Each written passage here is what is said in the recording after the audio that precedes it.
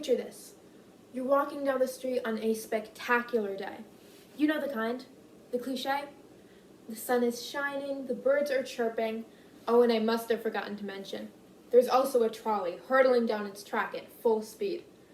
Now, on this track are 5 construction workers. Over the loud noise of their construction equipment, they cannot see or hear the trolley coming. If it hits them, they will surely die.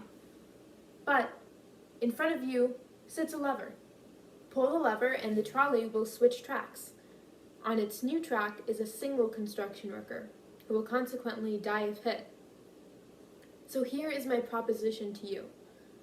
Pull the lever and save 5 lives, or do nothing, and let those 5 construction workers die. I'll give you a second to think about it. Well, it's an easy question, isn't it? Pull the lever, save 5, even if 1 dies. The much more difficult question to answer lies far, far underneath. When you pull that lever, how conscious is your decision to kill? This is the trolley problem, a dilemma that's been debated since philosopher Philip Foot first introduced it in 1920. Since then, many new variations have been presented. For example, say that you know the single worker on the track. How does that affect your judgment? Or extract the lever from the problem in its entirety. Say you're on a footbridge above the trolley, and next to you is a large man whose body mass could easily stop it. Do you dare to push him onto the tracks? While most people can easily say that they would be willing to pull the lever, very few can say that they would be willing to push a man in front of the trolley. It still saves 5, even if 1 dies. So what's the moral difference that stops us? This is where the doctrine of double effect comes into play. So, take a trolley ride with me today, and allow me to explain what the doctrine of double effect is, how we see it play into a few different exemplary situations, and as we hit the last stop on today's ride, I'll debunk the whole principle and explain why it never should have existed in the first place. So, what is the moral difference between pulling the lever and pushing the man? Philip Foot argued that one is an active action, to kill, while the other is passive, to let die. The doctrine of double effect argues that although your action may be passive, the morality of your choice truly lies in its intention. Is your goal to kill 1 man to save 5, or to save 5, and to kill 1 is ultimately a byproduct? The concept is first credited to philosopher Thomas Aquinas in his book Summa Theologica. Aquinas says nothing hinders one act from having 2 effects, only one of which is intended. The 2 effects he mentions are an ethically good and an ethically bad effect. Now, of course, Aquinas wasn't the first person to set forth such a concept, but once he did, it became widely popularized, and many other philosophers jumped up to modify the principle and debate the topic. The common emphasis that they place is on the distinction between immoral side effects of a good action and using immoral means to reach that good action. In 1967, the New Catholic Encyclopedia established 4 conditions or, say, rules to the doctrine. The first, the act itself must be morally good or at least indifferent. Causing bad effects for the sake of a bad action is, simply put, bad. The second, the good effect should be the intention of the action itself. The third, the good effect should stem from the action. Both good and bad results should be created by the action itself and not by each other. And the fourth, the reason for allowing the bad effect should be equally as serious. The grave effect should not be created without an equally serious reason. Although these are the 4 written conditions to the doctrine, there is one unsaid but generally understood rule. The grave effect should be as minimized as possible. If there is a route to be taken in which the consequences will be lessened, of course that path will be the one more traveled.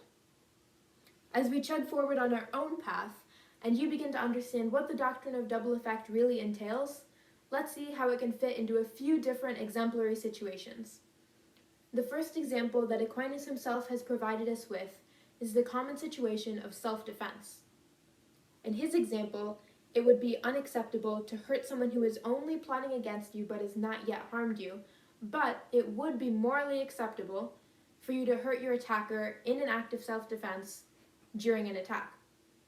Let's dive into the ethics of this for a little bit, shall we? Hurting someone who is only plotting against you and has not yet physically harmed you is the wrongful intention of hurting that person, with the good effect of saving yourself later down the road. However, hurting someone in an act of self-defense during an attack is the good intention of preventing harm to yourself, with the wrongful effect of having to hurt someone else. Now, the ethics of this example are a little bit cut and dry, black and white. But what can we agree on when something as complicated as abortion comes into the conversation? By following the ethics of the doctrine of double effect, it would be unacceptable to perform an abortion to save the mother, even if her life is being medically endangered. By the doctrine of double effect, performing an abortion is the wrongful intention of hurting the fetus with the good effect of saving the mother. However, it would be morally acceptable to perform a hysterectomy in which the fetus could possibly die, as this, by the doctrine of double effect, would be the good intention of saving the mother with the wrongful effect of saving the fetus, of hurting the fetus. And of course, our last example is our beloved trolley problem. As I said before, many people have said that they would be willing to pull the lever, but very few can say that they would be willing to push a man in front of the trolley. This moral instinct does follow the doctrine of double effect. Pulling the lever is our passive action, to let die.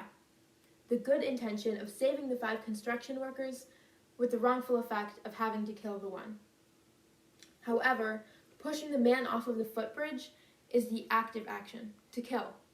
Pushing the man is the wrongful intention of hurting him, with the good effect of saving those 5 workers later down the track. As we come to a halt at today's last stop, and you begin to understand not only what the doctrine of double effect is, but how we see it play into a few common situations, let me rip that right out of your grasp, pull the brakes, and bring us to a screeching halt, so I can explain to you why it shouldn't have even existed in the first place. Many philosophers have agreed that something like the doctrine could play into ethics, but I say it cannot, because you cannot create rules over the morality of actions, and more than that, you cannot create rules that will fit all situations, because circumstances will change the morality of the action itself, and therefore the consequences following. And yes, there's some moral compass which points us to pushing the lever and not pushing a man to his death. But won't you hesitate to even pull that same lever if the single worker that would die was your loved one? And does that make you a bad person? No, of course not. The doctrine of double effect ceases to exist, because although there is a huge difference between to kill and to let die, neither can be labeled as good or bad actions. When a victim of abuse kills their abuser in self-defense, is it ethical of us to turn on them and accuse them of murder? No, of course not. That sounds insane. We help the victim get back up on their feet, because the circumstances have changed, the people have changed, and the situation itself is completely different.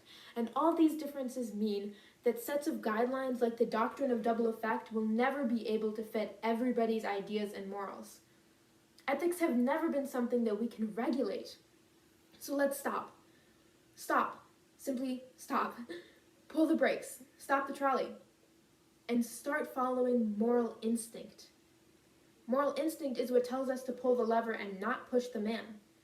We all have, as it's commonly called, a little voice. This is the same little voice which will tell you to give your dog a piece of your dinner because he's been making sad eyes at you for 15 minutes now and you just want to see him happy again. Or the same little voice which will tell you to give a stranger on the street your last $5 bill, and it keeps talking even after you've continued to walk past them. Our moral instinct is what should be guiding our morals and decisions and logic, not a set of guidelines created by someone who's never met you. I mean, you know you, right? And you know what's best. And therefore, you control this trolley. So what'll it be? Make your choice. Thank you.